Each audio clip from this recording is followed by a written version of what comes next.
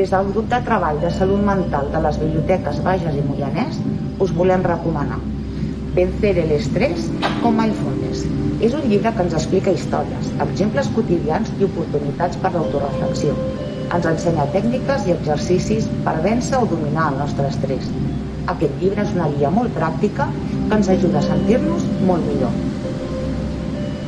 L'autor de Vencer el estrés con mindfulness, Shama Jalidina, és un apassionat del mindfulness i de la meditació.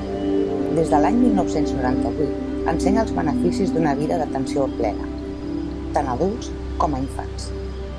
El mindfulness es pot definir senzillament com la capacitat de prestar atenció de manera conscient a l'experiència del moment present, amb interès, curiositat i acceptació. Durant els últims 30 anys, la pràctica de mindfulness o atenció plena està integrant-se a la medicina i psicologia d'Occident. És aplicada, estudiada científicament i amb això reconeguda com una manera efectiva de reduir l'estrès, augmentar l'autoconsciència, reduir els símptomes físics i psicològics associats a l'estrès i millorar el benestar general.